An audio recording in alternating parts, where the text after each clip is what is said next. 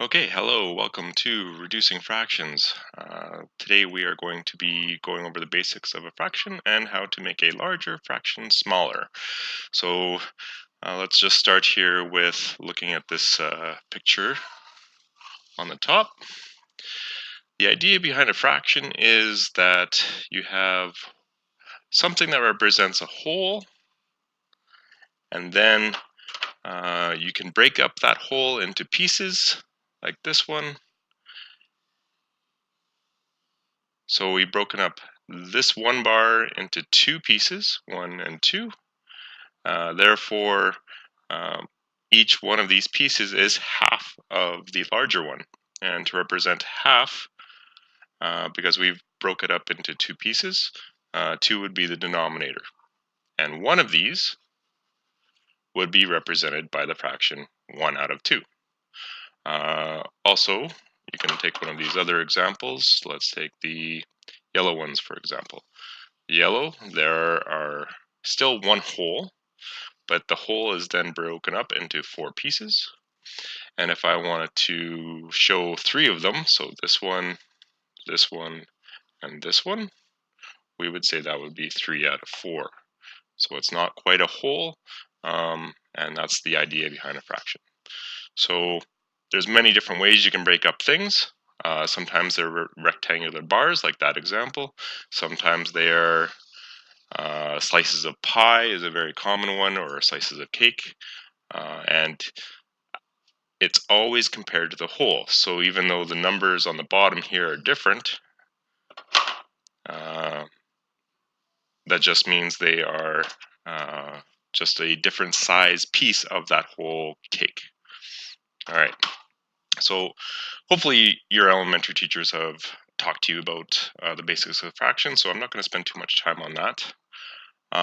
But there are some things that we should know in terms of terminology and in terms of visuals. So here is an example of a fraction, 4/5. The top number is what we would call the numerator. Okay. The bottom number, or the size of the pieces, are what we call the denominator.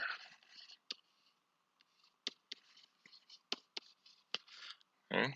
So this bar on the right here would represent a whole. So if I wanted to show this fraction on this bar, I would first cut it into the 5 pieces.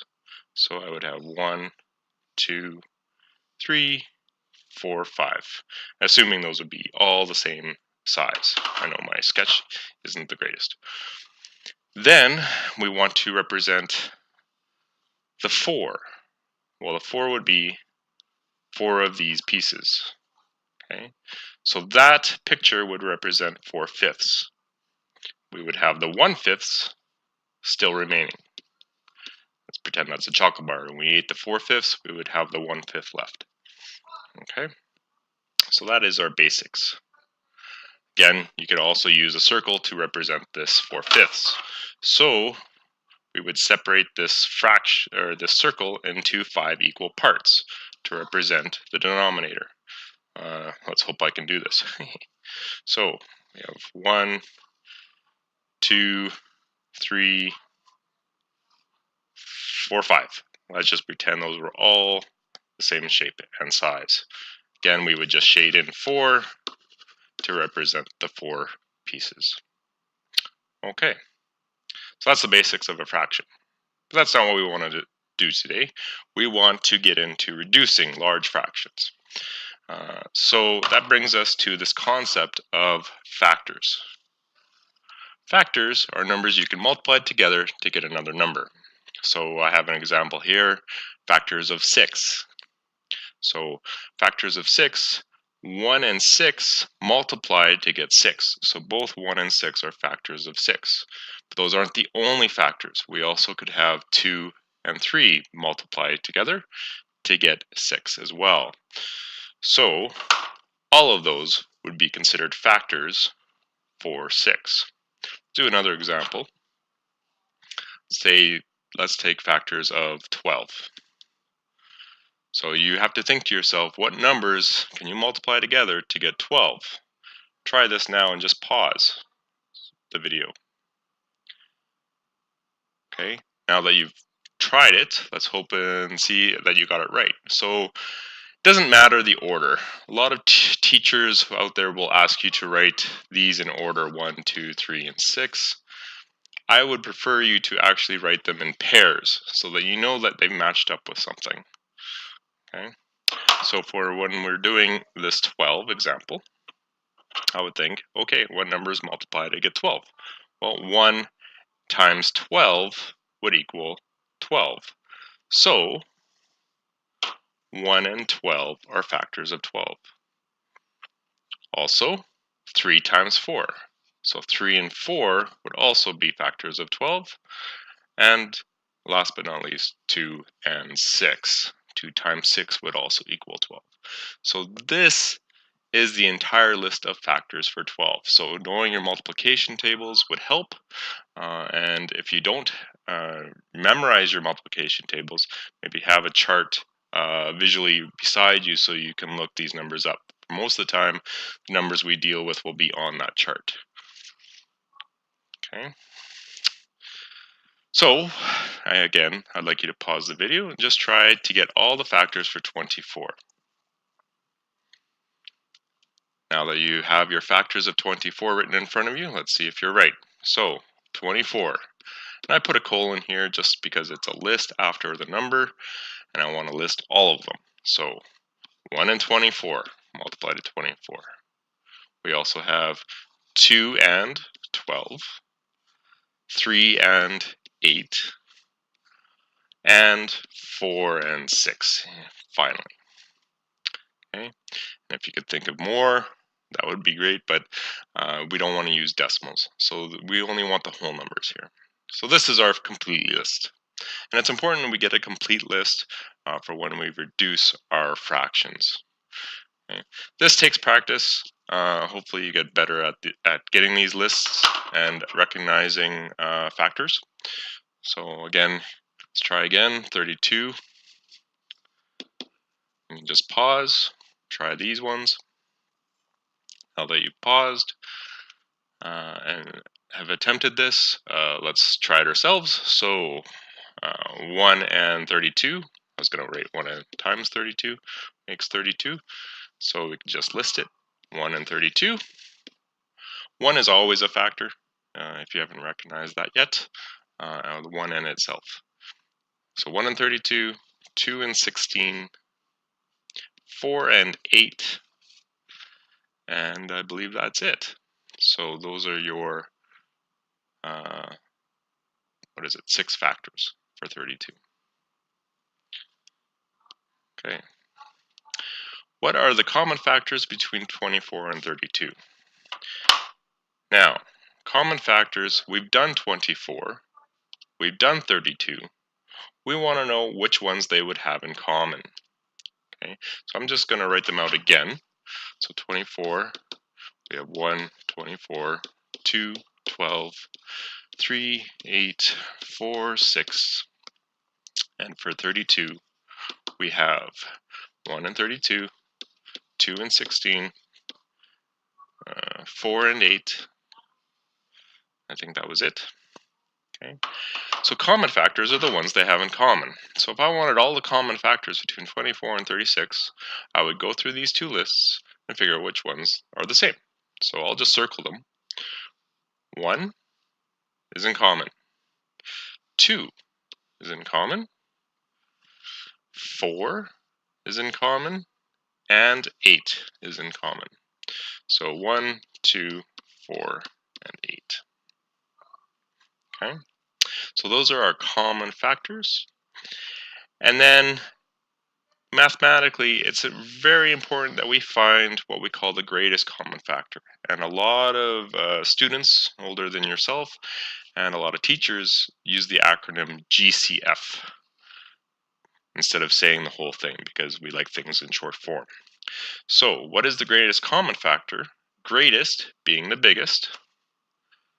Okay. Between 24 and 32?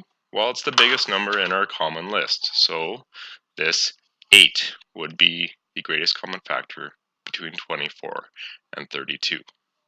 Now, why would we do all this work? We're trying to reduce fractions. Well, it turns out that the greatest common factor will help us reduce fractions. So, I'm going to skip that one for now. I'll come back to it. So, to reduce fractions, there's two ways you can do it. You can divide the top and bottom by a common factor. So, any of those factors that we were finding between the two numbers.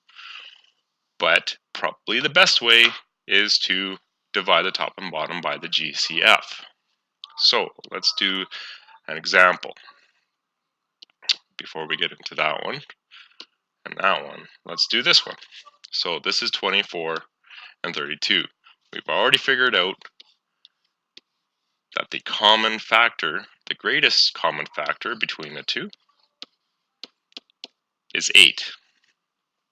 If this was my fraction to begin with, I could find the greatest common factor between the top and the bottom number, find it, and then you can divide by that number on the top and on the bottom. So 24 divided by 8 would be 3. 32 divided by 8 would be 4. So this ugly fraction of 24 over 32 is the same value as 3 over 4, or 3/4. And 3/4 mathematically is a lot easier for us to deal with and to understand how big or how small something is. Okay, so let's try this one. We want to reduce this fraction so that it is easier to use. Okay, step 1, I'll just write it down here. Step 1, you want to find the GCF.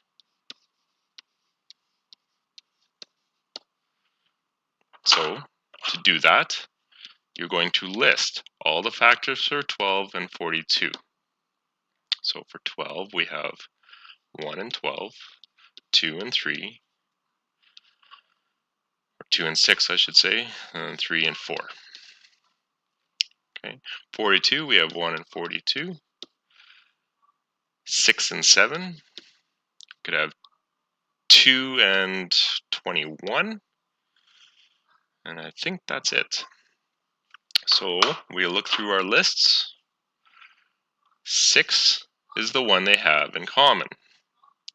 So 6 is what I'm going to divide this by and this by. And it's important you use the same number here. And it should be the same number because it's the number they both had in common. So 12 divided by 6 should give us 2. And 42 divided by 6 should give us 7. Okay. Now visually speaking, if we had a bar with 42 slices, if you can imagine that, and we shaded in 12 of them, or we had a bar with 7 slices and shaded in 2 of them, that size piece should be the same size piece. And that's why they're the same value. And if you put them into a calculator, you'll get the same decimal. So if you go 2 divided by 7 on a calculator, or 12 divided by 42 on a calculator, you'll get the same decimal value. Okay, so let's try this one. So just pause the video, try and reduce this without my help. Now that you're back, hopefully you've reduced this correctly. So let's again go through the steps. We list our factors for 12, we list our factors for 18. Okay, so 12, we have 1 and 12, 3 and 4, 6 and 2, 18, we have 1 and 18, 2 and 9, 3 and 6, and the biggest one they have in common, hopefully you can find it, is 6. So this is what I'm going to divide by, 6 and 6. So here 12 divided by 6 will give us 2, and 18 divided by 6 will give us 3. Therefore 12 out of 18 is the same as 2 over 3. Now, I'm putting this one in here just so we know what to do when we don't know all the factors. Personally speaking, I don't know what numbers multiply out to get 184. It's a very large number. Same with 120. There's a lot of factors in these numbers, and sometimes we need to be able to reduce them without much thinking, just to make it easier on ourselves. So what I look for in this example would be the fact that they are even numbers on the end. 0 and 4 are even, which means 2 will go into both. So what you can do here is just divide by 2. It's not the greatest common factor, but it's a common factor, and it can still reduce your answer. So 120 divided by 2 will give us 60. 184 divided by 2 will give us 92. Now 60 and 92 are a little bit easier in terms of factors. Now again, you could list all the factors for 60 and all the factors for 92, but 92 is still kind of tough. So let's just do it again. I also notice that these are even, so I will divide by 2 again. And you need to do this until you get the lowest version of the fraction. So 60 divided by 2 is 30, and 92 divided by 2 is 46. Now at this point, you may want to list factors, or you can just keep dividing by 2, or any common factor that you see. So 30 divided by 2 is 15, and 46 divided by 2 is 23. This is in lowest terms. How do I know? Well, 23 is a prime number. 23 is only divisible by itself. 15 has factors, but none of them will go into 23. So we are done at this point. Okay, so hopefully that clears things up. I would like you to try these on your own and then come speak to me if you have any issues putting these into lowest terms. I'm glad to help, and see me in tutorials if you need. Thank you very much for listening.